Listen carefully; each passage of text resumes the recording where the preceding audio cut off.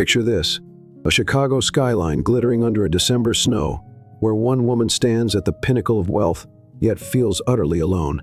Valeria Kingston has it all: power, luxury, a mansion that echoes with emptiness. As Christmas Eve approaches, marking her 46th birthday, she faces a chilling truth: no one will share her celebration. In a moment of quiet desperation, she makes an unthinkable offer to Aaron, her unassuming house cleaner, sparking a journey neither could foresee. What begins as a paid transaction unfolds into a tale of connection, vulnerability, and love that defies their worlds. Will a single dinner change their lives forever, or will the divide between them prove too vast? Join us from the first snowflake to the final vow, as this heartfelt story weaves through laughter, tears, and the timeless lesson that true wealth lies in the heart. Don't miss a moment. Let Valeria and Aaron show you what it means to find home in another's soul. As the first snow of December blanketed Chicago, Valeria Kingston stood at the floor-to-ceiling windows of her corner office atop Kingston Enterprises. At 45, she was a titan of industry, her name etched in the annals of corporate America. Her Gold Coast mansion boasted panoramic views of Lake Michigan. Her private jet stood ready for impromptu trips to Paris or Tokyo, and her art collection could rival the Louvre's smaller galleries. Yet, as she watched the city below twinkle with holiday lights, a familiar ache gnawed at her heart. Christmas was approaching, a season of joy and togetherness, but for Valeria, it loomed as a stark reminder of her isolation. Her assistant's knock broke her reverie. "Miss Kingston, the investors are waiting in the boardroom." Valeria's face hardened into its practiced mask of authority, her emerald eyes sharpening. "5 minutes," she replied, her voice as crisp as the winter air. Alone again, she glanced at her phone, nothing but emails, calendar alerts, and stock updates. No holiday invitations, no personal messages. Christmas Eve, her 46th birthday, was a week away, and not a single soul would care to share it with her. That evening, as snow swirled outside, Valeria returned to her mansion.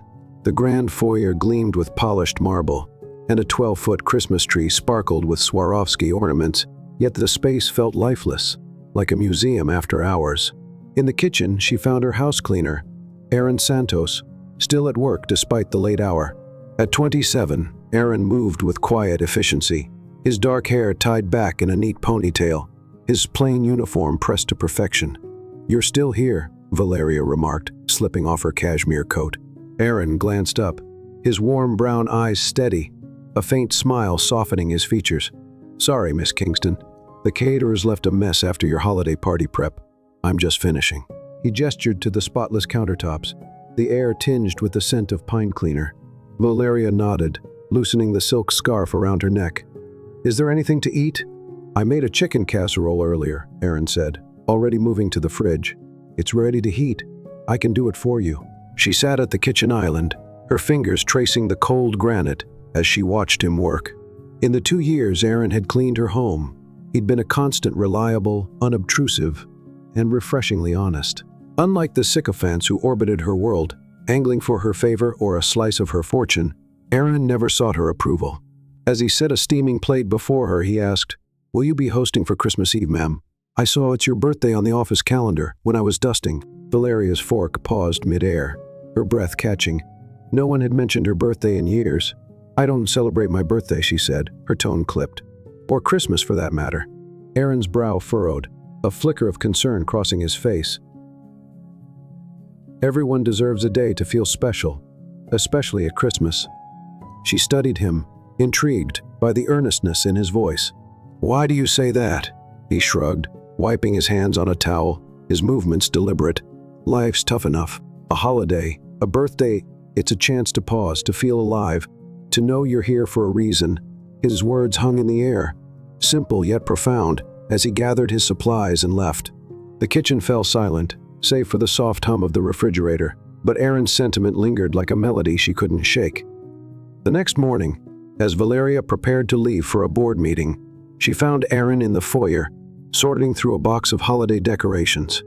"Good morning, Miss Kingston," he said, his tone polite but warm, as if the previous night's conversation had left a bridge between them. She hesitated, her hand tightening around her briefcase. Then, before she could reconsider, she spoke. "Are you free next Friday evening? Christmas Eve? Aaron's hand stilled on a string of garland, his eyes meeting hers with quiet curiosity. Christmas Eve? My birthday, she clarified, her cheeks warming with uncharacteristic awkwardness. I'd like you to join me for dinner here at the house. I'll pay you $5,000. His eyes widened, a mix of surprise and disbelief. Pay me to eat dinner with you? $10,000? She said quickly, as if the higher sum could erase the vulnerability in her voice.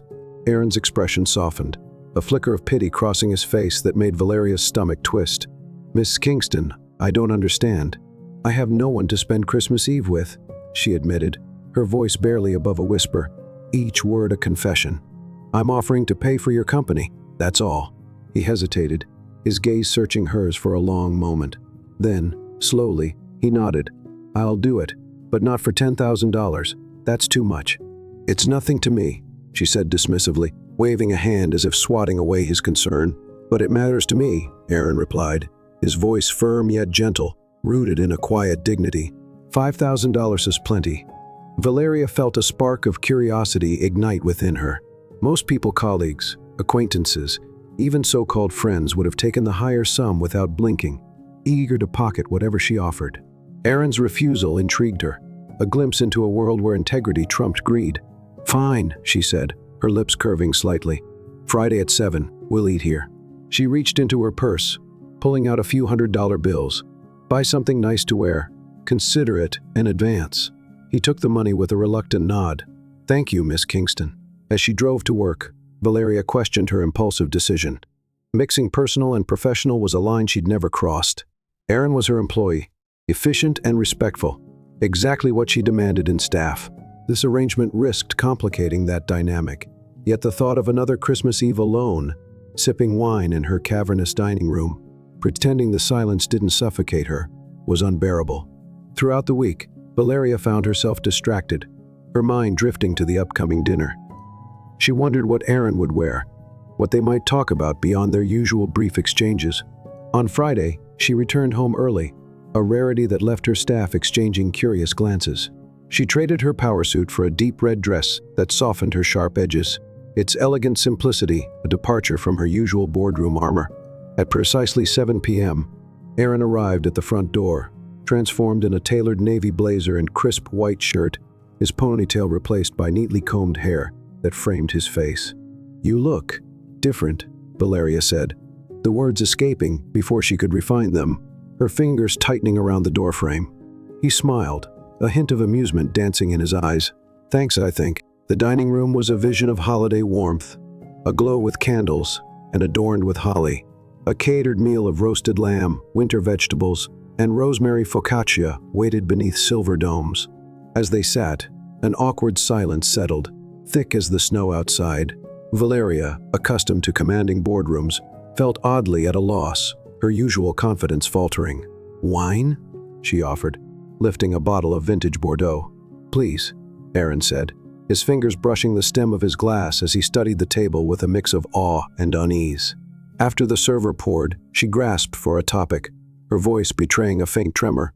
How long have you been cleaning houses? Since I was 20, he replied, his tone even. 7 years now. Is that what you want to do forever? She asked, her question sharper than intended, a reflex from years of probing subordinates. His jaw tightened briefly, a flicker of annoyance in his eyes, but his voice remained steady. No, I'm saving for veterinary school. Valeria's eyebrows rose, genuine surprise softening her features. A vet? Why not a doctor? Doctors treat humans, he said, his eyes lighting with a quiet passion that caught her off guard. Vets care for animals who can't speak for themselves. I want to give them a voice, to ease their pain when no one else can. His sincerity disarmed her, cracking the polished veneer she wore like armor. As their meal progressed, conversation flowed more naturally, like a river finding its course. Aaron spoke of growing up in a modest Pilsen apartment with his grandmother, who'd raised him after his parents died in a car accident when he was 9. He shared stories of volunteering at a local animal shelter, of nursing abandoned kittens back to health, of his dream to open a clinic for low-income pet owners. Valeria found herself listening, truly listening, in a way she hadn't in years, her heart stirring with a warmth she barely recognized. When dessert, a chocolate tart adorned with a single candle, arrived, Aaron grinned, his face boyish in the candlelight. Make a wish. I'm too old for wishes, she said, her tone half teasing, half defensive, but his insistence softened her resolve. Closing her eyes, she blew out the candle, a quiet hope flickering in her heart, a wish for connection, for something real.